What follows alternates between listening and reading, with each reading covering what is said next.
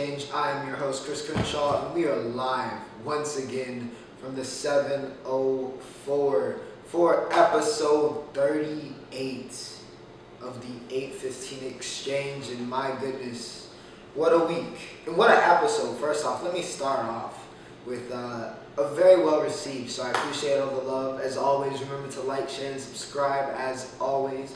If you are enjoying the content, timestamps as always are in the description, as well as all of my social media. So if you want to follow me there, you can follow me there. But yeah, episode 37, very well received. I appreciate all the love. I enjoyed making that one. It was probably my favorite podcast or show I've done. So yeah, appreciate all the love. Don't know how I'm going to follow up, but yeah, we had that. Had a lot of things happen. Another super stacked episode, so I guess I'm going to get a fair shot at following up episode 37 with episode 38. I almost have too much to talk about. I almost could make this a two-part podcast or show. But we're going to try to get it all here in a sustainable time method. As you can see here, I got a nice little package. If you follow me on Snap or IG, you know I posted that on my story. I got a nice little package this past week, a surprise package that I didn't know I was getting. But yeah, so we have an 815 shirt, we have 815 Exchange mask, we have an 815 Exchange mug, merch. I've thought about merch, and I'm a big picture person, so of course I've planned out a lot of different things. Something in the future. So if you guys like the mug or the mask or the shirt, or I'm not gonna count the card, but if you like that, just let me know. And we'll see if we can do something with it. It was something I was thinking about down the line, not now. But if there's a demand for it, I'll feel free to supply it. But without further ado, I got plenty to talk about. So let's not waste any time here. The UFC, ladies and gentlemen, we had UFC 261. It was one of the most highly anticipated cards for me of the year, probably. Starting with those headlining 3 title fights of course, Valentina Shevchenko versus Jessica Andrade, Rose Namajunas versus Zhang Weili, and Kamaru Usman versus Jorge Masvidal. And ladies and gentlemen, what I really should start off with, and what is probably the title for this week's episode, is this was the most violent night in UFC history. The most violent night in UFC history, and that is no exaggeration. Start off, we're going to build up to the main event that you all know by now what happened. The undercard was very good. Very good. Very good undercard. I have to give a shout out to them before we get to where the violence really kicked up here, and which was the main card. So it was a very, very good undercard. Which, if the undercard for an event is good, you're probably going to have a pretty good event, and it delivered. Starting off with Jimmy Crute here on the main card, Jimmy Crute versus Anthony Lionheart Smith. We had a instance of drop foot occur for Jimmy Crute. All credit due to Anthony Smith, however. I have to give him credit. Even though in Jimmy Crute's case, super young, super talented, 25, only 25 in light heavyweight, probably one of the top prospects, so to say, top young fighters I think the UFC has to offer. Crute took a low kick, took the leg kick meta. The leg kick meta at it again. He gets caught in that, well, for those, let me explain. For those that don't know what drop foot is, Chris, what is drop foot? All right, so drop foot is when you're struck in a certain nerve area. I believe it's called the peroneal nerve, which is located right behind your knee, and kind of like that indent between your calf and your like hamstring/thigh area. When that nerve is hit, it just basically goes dead. It goes dead, and it's like it goes numb. So basically, you cannot function anything below your knee for a substantial amount of time. Not for like a super long, like for a week, you can't have use of your leg. But for like a good little while, your leg is basically dead. And which means the nerves in your leg don't work. It means the muscles and tendons, all that stuff does not work. It's not operating. It's not functioning with the rest of your brain. So it's basically like having a dead leg, and that's what Crute had. So it was very gruesome. Well, it wasn't like bloody or gory, but it just was like, it's very uncomfortable to watch somebody continually roll their ankle over and over and over in ways that would normally like break or sprain their ankle, and him just doing it over and over, trying to walk and tough it out. I mean, all credit to Crute. He showed a lot of toughness. He actually won the round, which is what I meant earlier by, with all due respect to Lionheart Smith, got to give him credit for, going after the low kicks, and, it worked. But he actually lost the first round to Crute. Crute won the first round, but he lost the fight because of the drop foot. Hey, and what can you do? It is what it is. That's the fight game. It happened to Sean O'Malley. He came back strong. I think Crute's going to be just fine. Good win for Smith, though. The leg kick meta is what we've talked about a couple times here on this podcast. If you watch MMA, you watch the UFC, whatever, you know about the leg kick meta. A lot of low leg kicks have been the theme. Really take out your opponent's legs. It's been a reoccurring theme that's become a dominant strategy in MMA. Well, it died also on the same card after it got used, expertly led by Anthony Smith. 17 seconds into the next fight, which was Chris Weidman versus Uriah Hall, deja vu struck. If you remember, Chris Weidman, legendary Hall of Fame career that I think is about to come to an end, unfortunately. He won the UFC title off of Anderson Silva in the rematch, of course, as many of us infamously remember. Silva went for a low leg kick and snapped his leg on Chris Weidman's shin. It was one of the worst injuries I've seen in sports. One of the worst injuries I think in MMA history. It was awful. It was awful. Well, in a instance of deja vu, I'm not gonna call it karma, but deja vu. It happened to Chris Weidman 17 seconds into this last fight on Saturday. Uriah Hall goes to check the kick. Weidman throws, snaps his leg. It was awful. I could not watch it. I know they showed replays. It was all over my feed. I covered up the screen every single time, just about. I could not stand to watch this man break his leg again and again and again. It was awful. It was absolutely awful. I was yelling. It was terrible. I would not advise. Even though I've probably popped a picture of his broken leg up here, which I probably should have said a graphic warning, but it was awful. It was awful. The sound. Also, big shout out. I don't know if it was something in the, maybe that's why it was so violent and why it was so why it produced one of the most memorable cards in UFC history, was just the energy from the crowd. That Jacksonville crowd was hot all night. The energy was just amazing. Like, it was nice, having the ones at the Apex, having Fight Island, it was great. It was great. We got to hear, the corners talk. It was an interesting perspective, but it's just hits so different. Having a live crowd for a UFC event, it's just so different. It's so different. It's nothing like it. It's nothing like it. But, unfortunate for Weidman, hated for him. Uriah Hall he's just been tortured. His entire career has been tortured.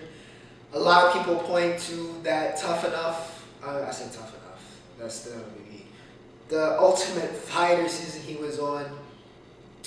He almost killed an opponent, and a lot of people point to that when he kind of turned the switch, and where he doesn't really Uriah doesn't really like inflicting pain upon his opponents, and a lot of people point to that. And he was very visibly shaken up when Weidman broke his leg, as everybody was.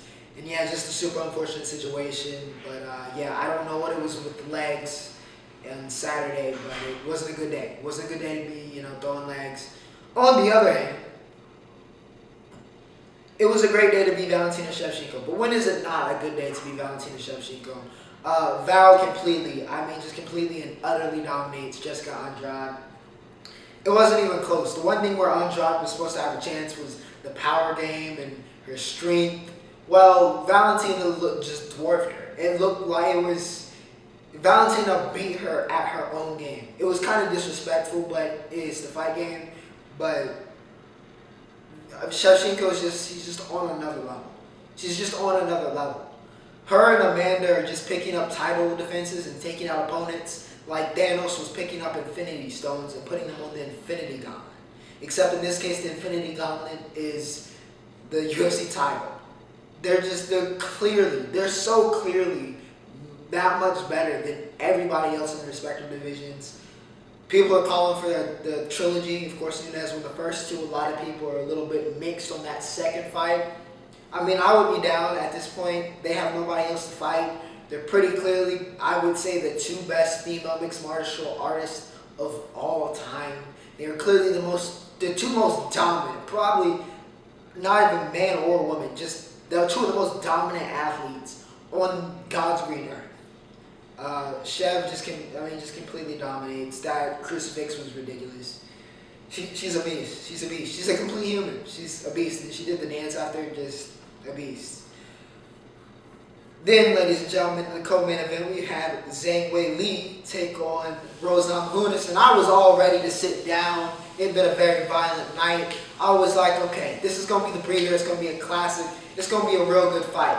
But then Doug Rose appeared, and Doug Rose did what Doug Rose does, and that's surprise knockouts with a perfectly well scouted and a perfectly thrown left high kick to the dome piece, and Zhang Weili took a nap. She took a nap.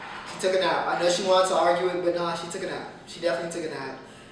Doug Rose reclaims the title. How can you not love Rose? How can you not love Rose? She's just great. She's great. Zhang Weili, don't get me wrong, Zhang Weili is great. She's great too.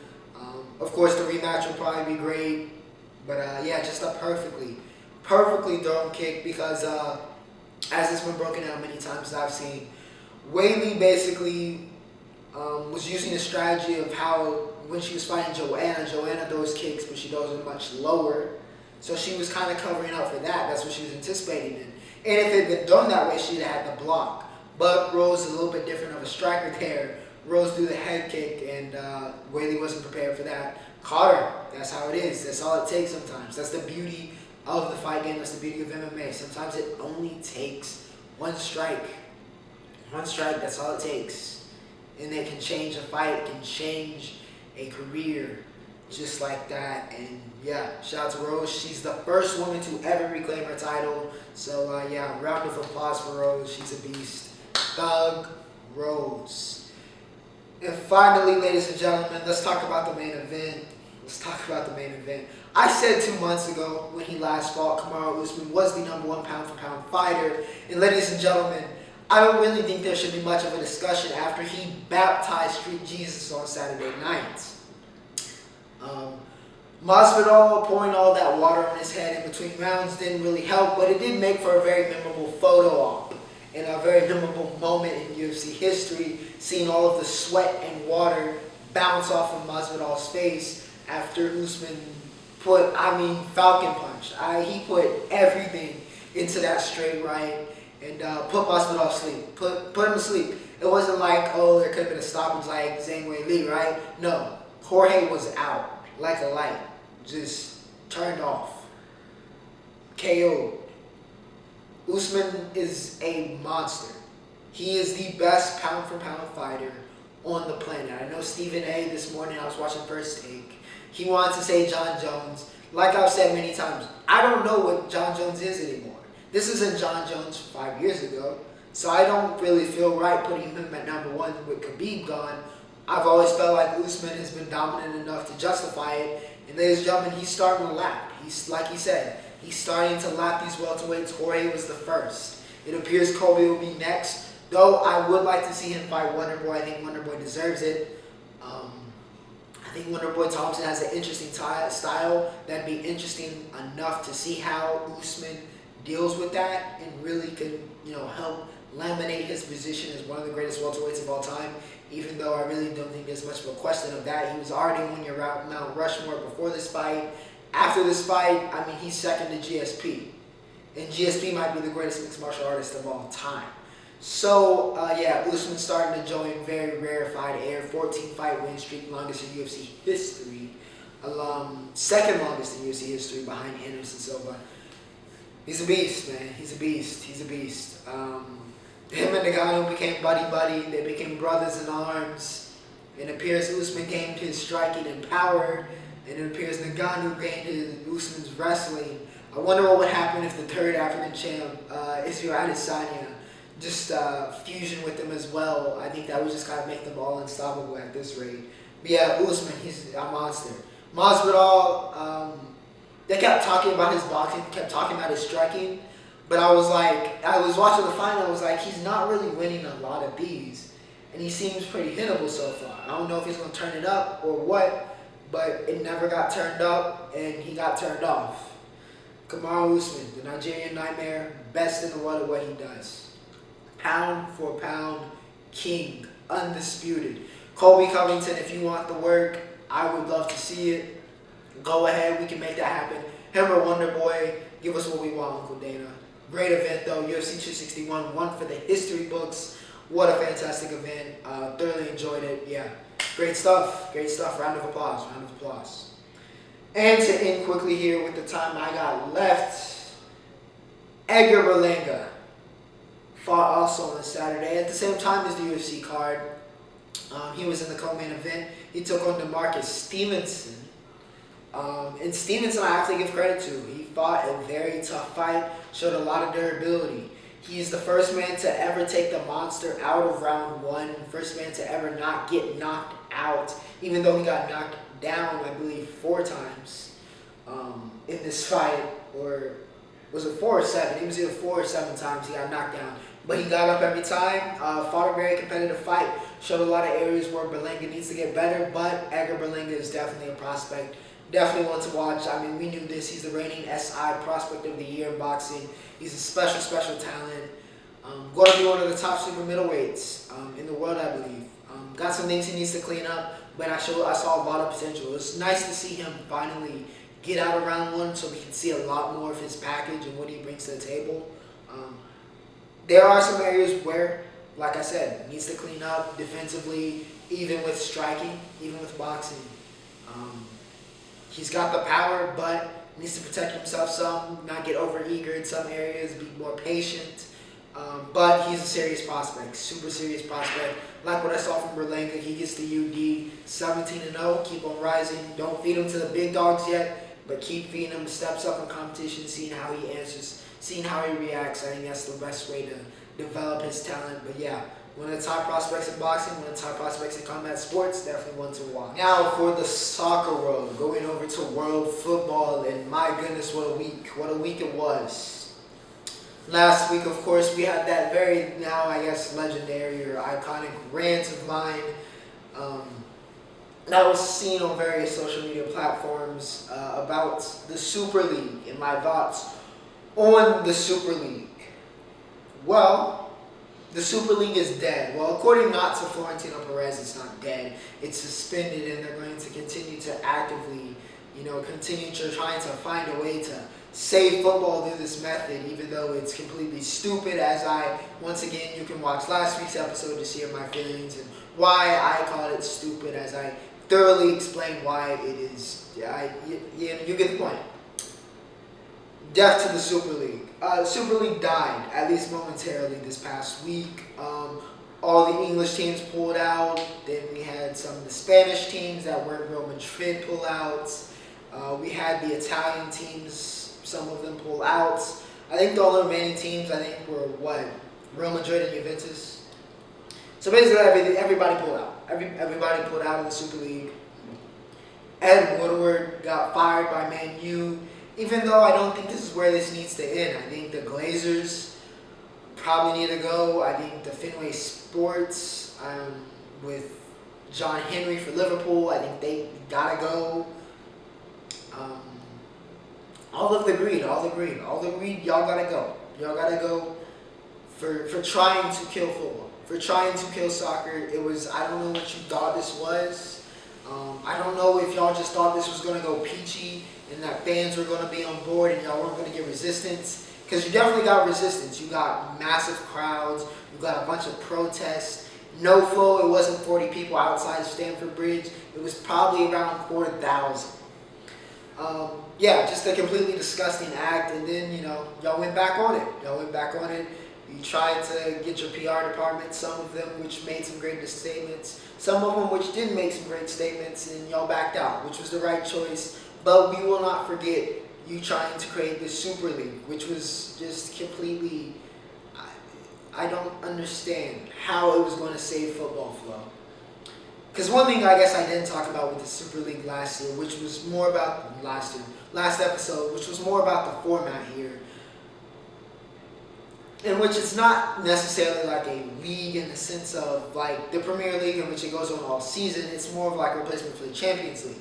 But the problem is it's an invite-only system, which was the worst part, which is the part which would kill football. It's an invite-only system. You didn't take the best 15 teams in Europe. You took the richest 15, and you didn't even really do that. You failed at getting the richest 15, but you got as closest to the richest 15 as possible because you wanted money, not because you wanted to say football, not for competition. You can't claim to be the premier the premier soccer competition, and you don't have the best teams in it.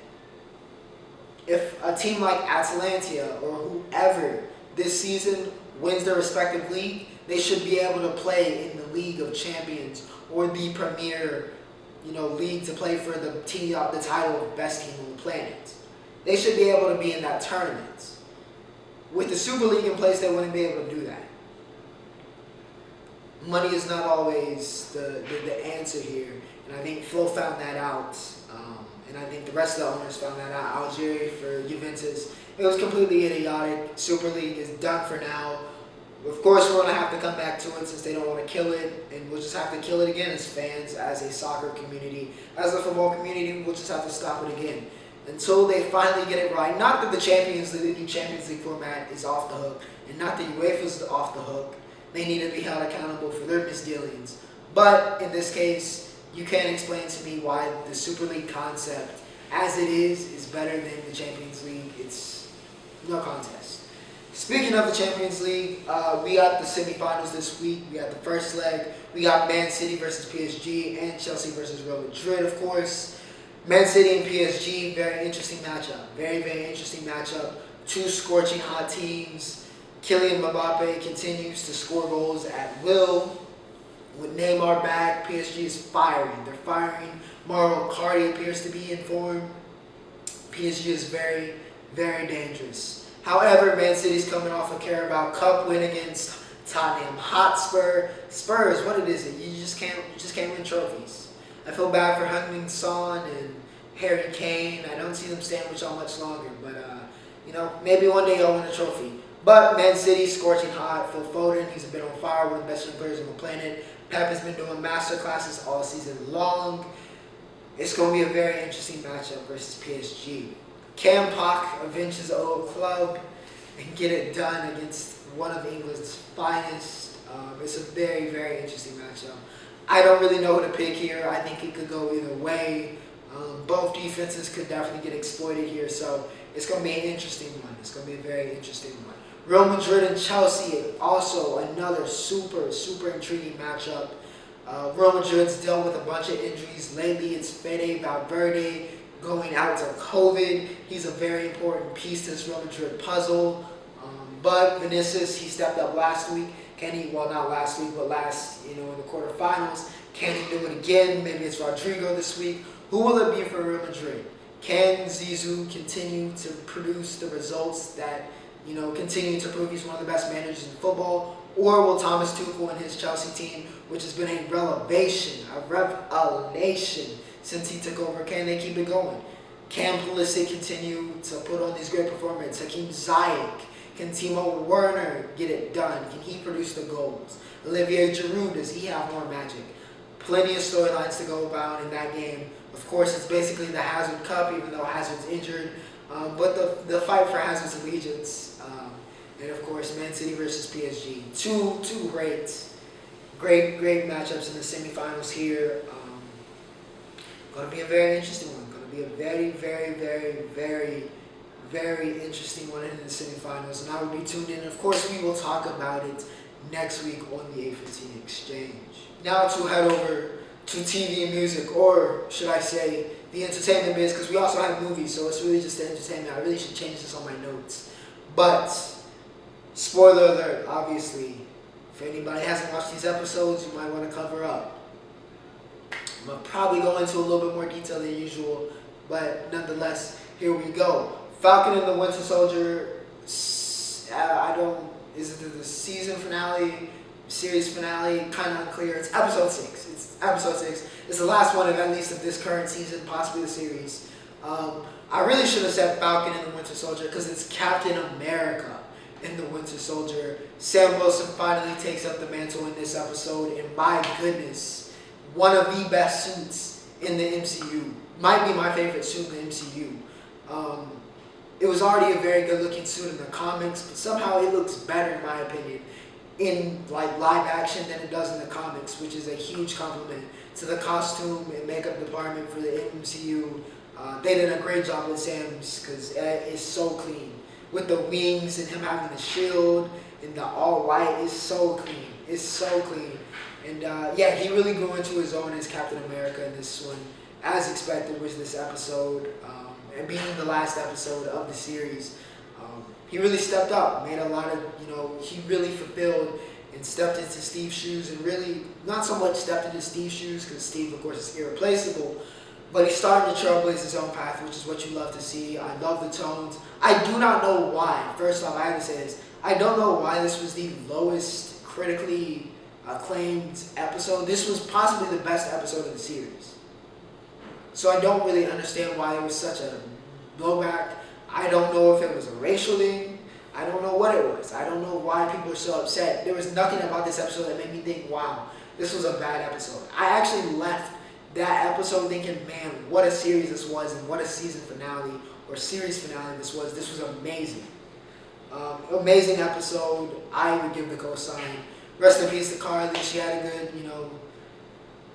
she had a good point that she was making, in sense, but the way she went around it was just wrong. We saw Sharon officially become the power broker and all of her kind of shady dealings going on there. We saw John Walker become U.S. agent and get that suit, which is very faithful to the comics. So shout out once again.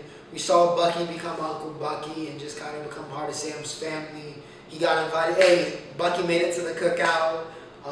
That really made me want some Cajun food. I'm not gonna lie.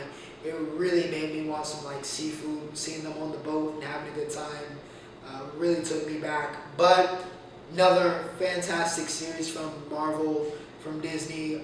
Loki coming up, I think, in 2 weeks. Very excited about that one. Don't know how it's gonna, live up to the hype of WandaVision and now Captain America and the Winter Soldier.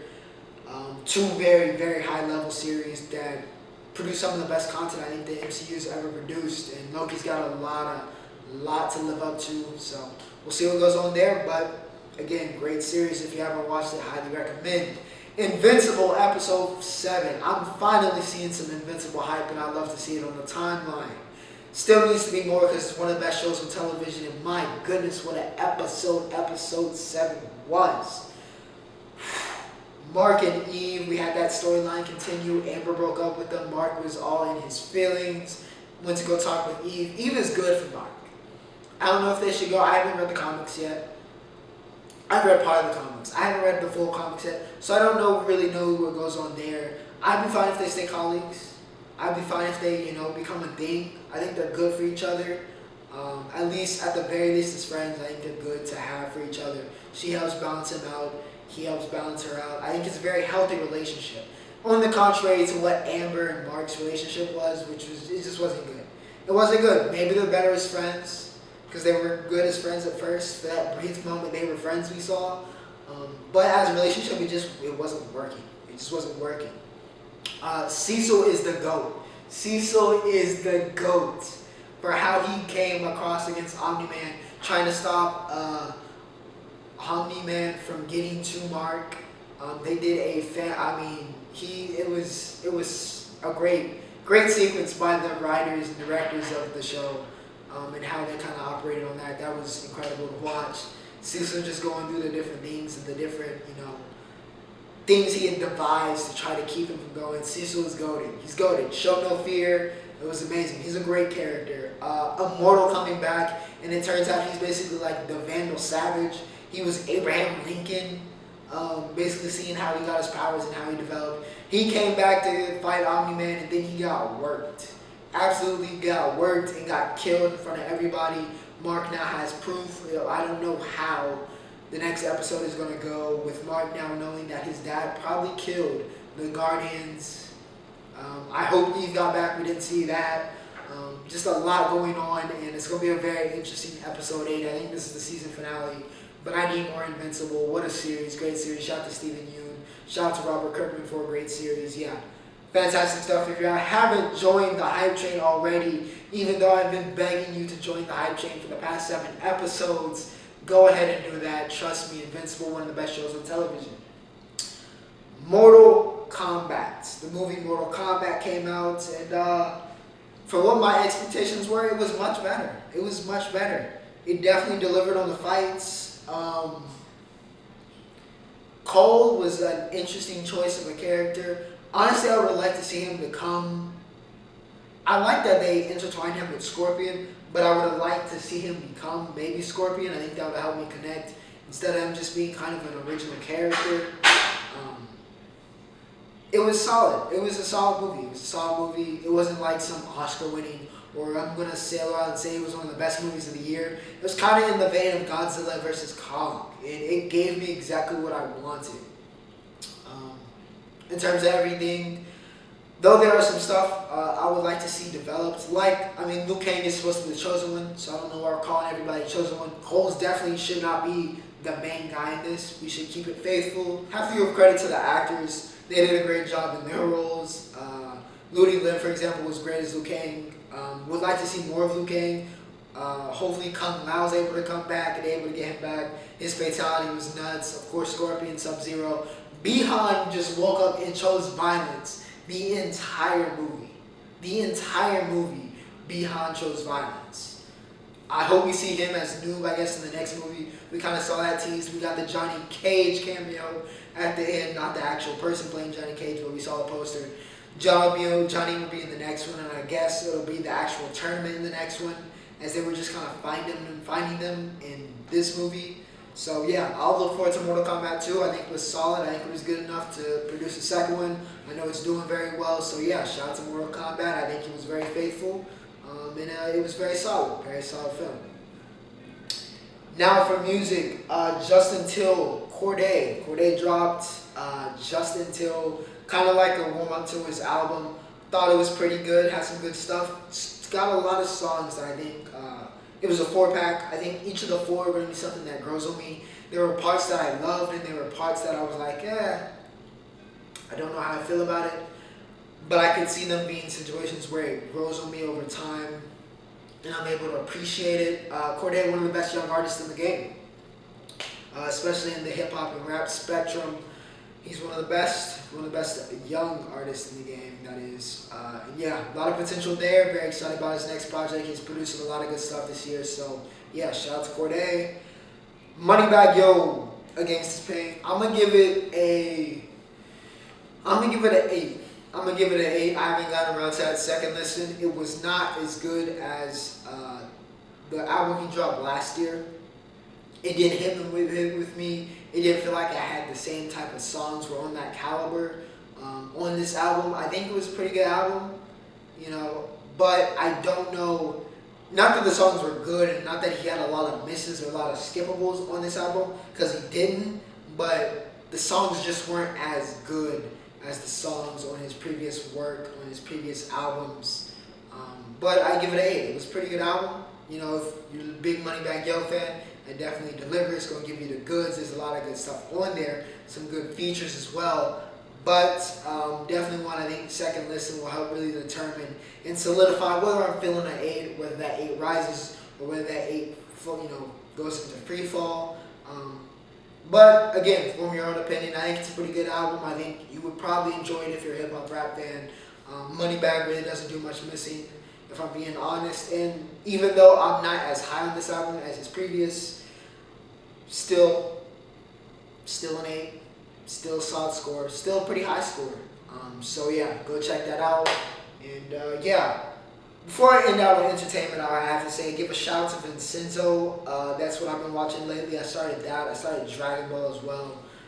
But Vincenzo, if you're not watching now, go watch Vincenzo. Vincenzo Cassano, I tweeted this out. Vincenzo is the coldest character on television. Trust. The NBA had a week of streaks this week, is what I'll call it. We also had some returns, which is the first thing I'll talk about. KD officially returns once again from injury and does what KD does. They took on the Suns yesterday. They got the win 128 to 119. KD had 33. KI had 34, 12, and 6. Which I have to give a shout out to Kyrie because it's Radman and he's fasting right now. He hasn't eaten. Before this game, he hadn't eaten or drank anything in, I think, 12 hours, they said. So, yeah, big shout out to KI for that performance. 34, 12, and 6 on basically no fuel is that's pretty tough. Book also had 36, but the Nets, like I said, even with losing LMA, I still have super high expectations. There is absolutely no excuse. I've said it a million times. I'll say it again. No excuse for the Nets not to win the championship this year. Absolutely none. Absolutely none. They should be destroying everybody. Everybody. And I expect them to. And I guess we'll see if that happens. The Wizards took on the Cavaliers. They get the win 119 to 110. But more importantly, Bradley Beal, who is now second in scoring because Steph Curry has made 83 threes in the month of April. Which is an NBA record for a month. Which is funny because we still have plenty of time left in the month and games for them to play and continue to stretch that record. But Bill has been a consistent 30-point scorer. He has 33 in this game. The Wizards have won 8 straight.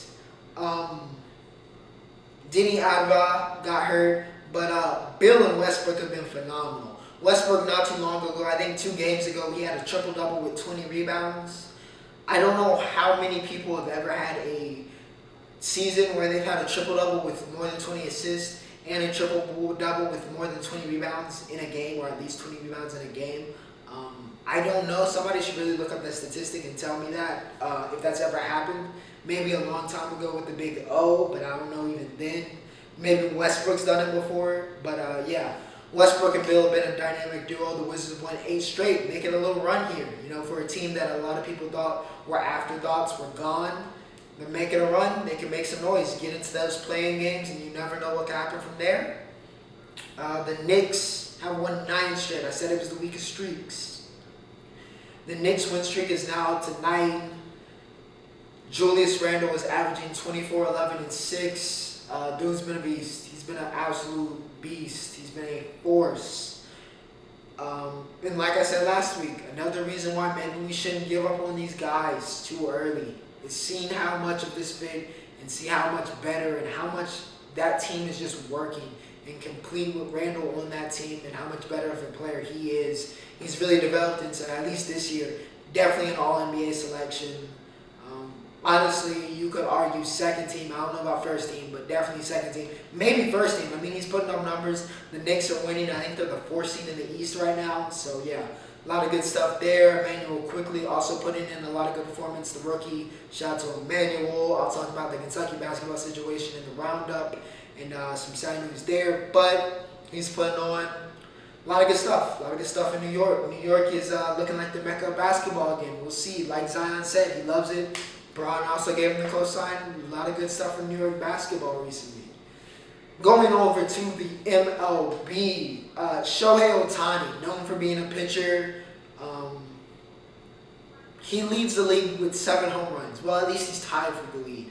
But I can't remember the last time this far into the season that a pitcher is leading the league in home runs. Now, of course, we all know Ohtani's a 2-way player. He also plays first base and recently played in the outfield. But this man has a 1.04 ERA and has 7 home runs. He's hitting over 300. If he keeps this up, he's got to be in MVP combos.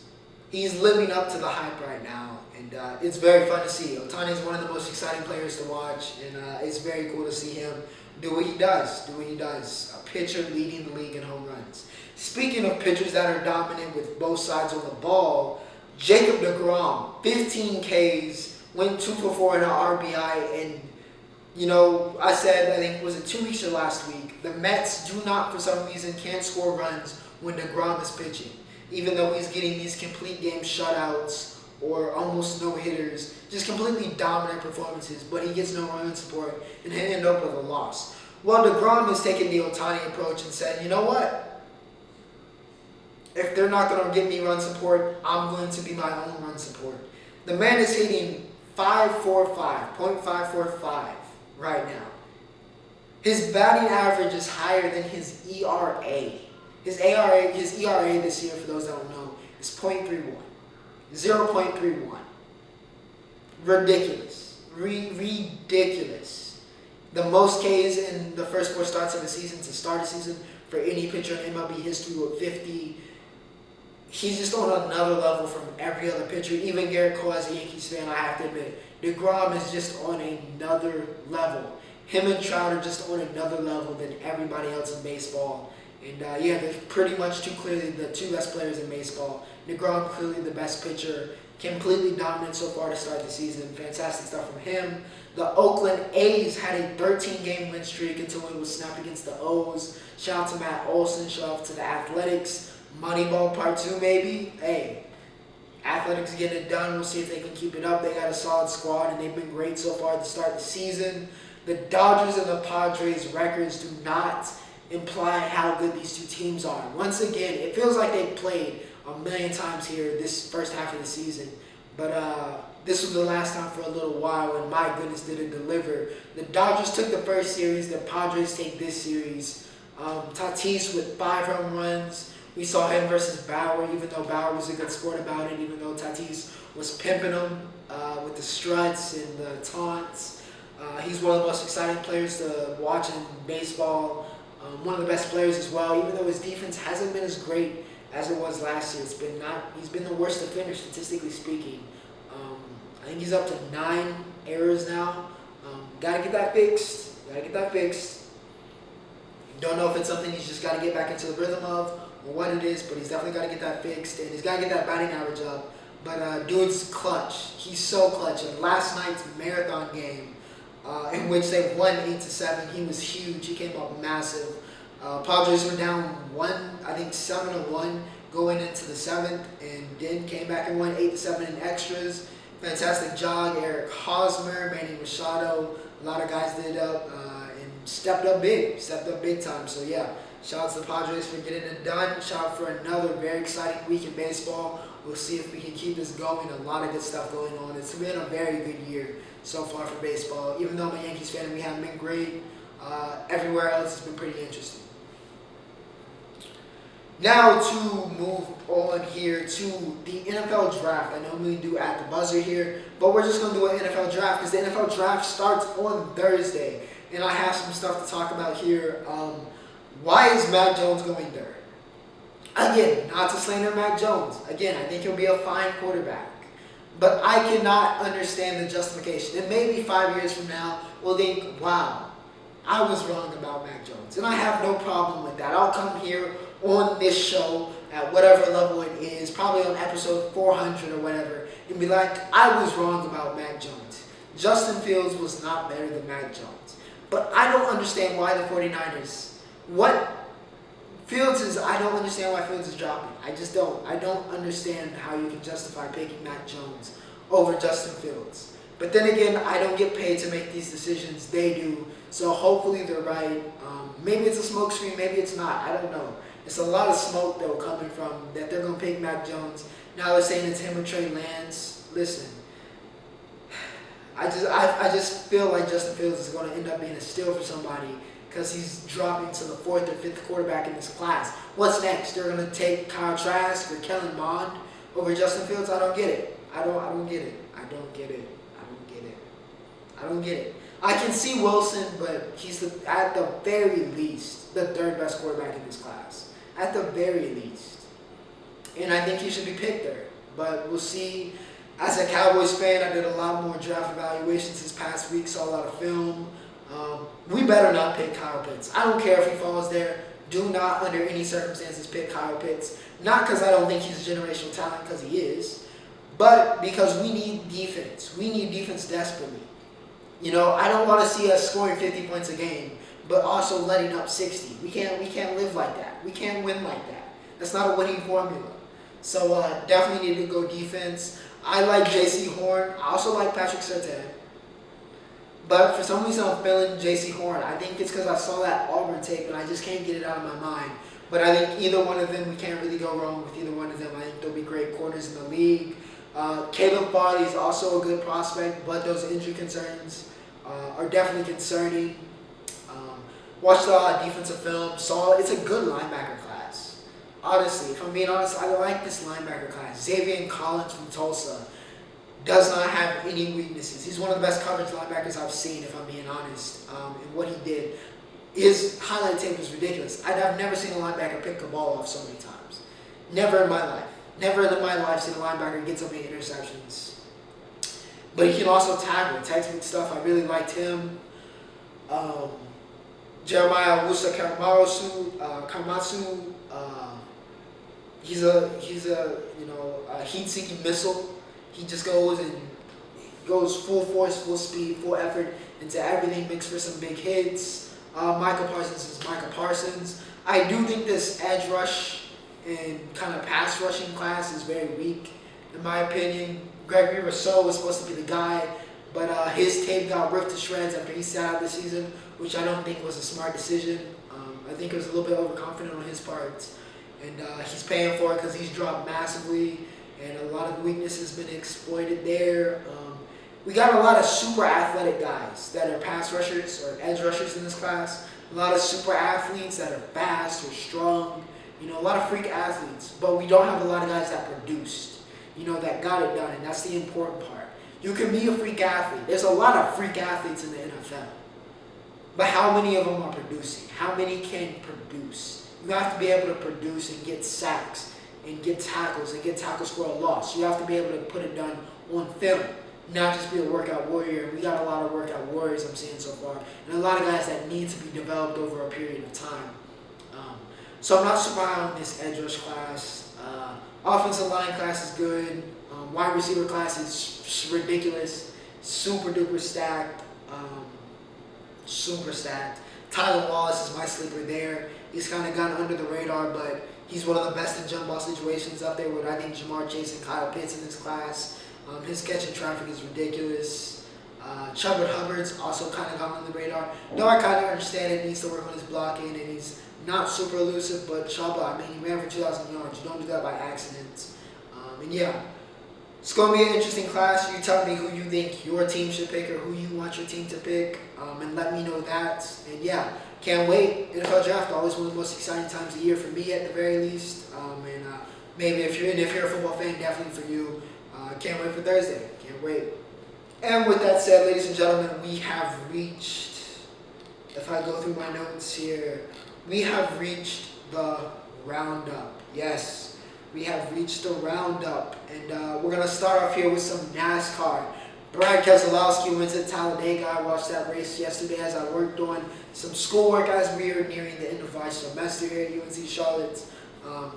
Brad Keselowski ran a perfect race. And he gets it done at Dega. Only led one lap, but he led when it matters. Congratulations on the win. Yet another different winner in NASCAR this year. Spring games have also been going on for college football. I went to ours on Saturday. It was raining. I purchased a poncho, but I still got wet. Pause. Still, I mean, it was an experience. But it was solid. Our defense looked good. Because of the rain, our offense, I don't think, looked as crispy as they could have been. Had some good runs, but the passing game wasn't as good as it could be. Though Chris Reynolds didn't play too much, and he's our starting quarterback, he looked a lot better in the time he did play. We had Oklahoma spring game. Caleb Williams looked good, I know. USC, I know the defense stepped up big time. Alabama, Bryce Young showed out. A lot of good stuff. So yeah, keep an eye out for the spring games if you're looking for your team, looking for a little preview for the season. Of course, not everybody's there like Corey Foreman the number one recruit of the nation, comes to the fall. You still got guys like that. But a little preview for the season, and for those that are starved of college football, there's some for you. LSU hires Kim Mulkey from Baylor. Huge news in women's basketball. It's huge. Though I'm not surprised. Mulkey has a lot of ties to LSU. Her son, Kramer Robertson, was a great player for that LSU baseball team not too long ago. And yeah, Mulkey, one of the best coaches in women's basketball, and she's headed over, especially in the college game, headed over to LSU. That could be a program changer. Could see LSU make a rise here and become one of the programs, the way we've seen Baylor become one of the programs in recent years. So yeah, huge hire there. In the NHL, Patrick Marleau becomes the all-time games leader. Passes Gordie Howe. It's a heck of an accomplishment. Shout out to Marleau. Of course, we had that Mitch Marner and Austin Matthews with Jumbo Joe. That was super funny at the end. That little video tribute they have for him. And yeah, shout out to Marleau, one of the greatest players in San Jose Sharks history. One of the best players we've seen of this era. One of the best players of his era, even though it seems like his era has been a very long time, which it has. But yeah, Marleau, special player, special accomplishment. Congratulations to Patty. T. Clarke. I have to talk about T. Clarke. And this is not a super happy moment here in the agency exchange. Normally we have a lot of joy. We talk about a lot of fun stuff. We have a lot of fun here on this show. But yeah, this one had me a little down. Rest in peace to Terrance Clarke. Car accident on, I believe, Friday. Yeah, just it's a super unfortunate situation there. Yeah. Honestly, I'm still speechless. It's one of those things you don't ever expect to happen. A guy in this situation, 2 months at least from being a professional basketball player. I've seen T. Clarke grow. I started hearing about him in middle school, which means I was probably a freshman in high school when I first heard about T. Clarke, and seeing him develop and seeing him grow. And not even just him as a basketball player. What makes this hurt the most is he was just a great person. He was just a great person. So T. Clarke's going to be missed. Prayer for BJ and his mental. I heard he was in the car behind him, and that's super traumatic situation to be in. You know, seeing one of your best friends die. Wouldn't wish that on anybody. And yeah, prayers for his mother, prayers for his family, prayers for the Kentucky basketball family, prayers for everybody that was close to him. I know there was a lot of people. So yeah, rest in peace, T. Clarke. Hopefully the NBA does for him something at the draft. I think that would be great. But yeah, hate to see it. And rest in peace, T. Clarke. Rest in power, young king, only 19. And yeah, to end on a little bit more higher news, a little less sad than the T. Clarke news, was Michael Foster is headed to the G League. First 5-star prospect they got for the program this year. Huge pickup for the G League to keep that program going. We saw how good it was this year. We'll see how Foster is going. It's been highly anticipated he was going to the G League, so not too surprising. He's a great prospect, one of the best power forward prospects, if not the best, well, probably the second best, I'd say, power forward prospect in this recruiting class. So yeah, good luck to Foster, 5-star Foster. We'll see how he does in the G League. But without further ado, ladies and gentlemen, it's been a very packed episode. I talked about a whole lot. Hopefully it was a very good one. Remember to like, share, and subscribe if you enjoyed. Let me know what you thought about the shirts and all the Invincible exchange stuff. Hope you have a great week. College students, we're almost done. I know it's almost exams. The stress is picking up. I'm burnt out too, but we're almost there. We're almost at the finish line. And yeah, hope you guys have a great week. Hope it was a great one. Hope it was a great episode. Ocho, signing off.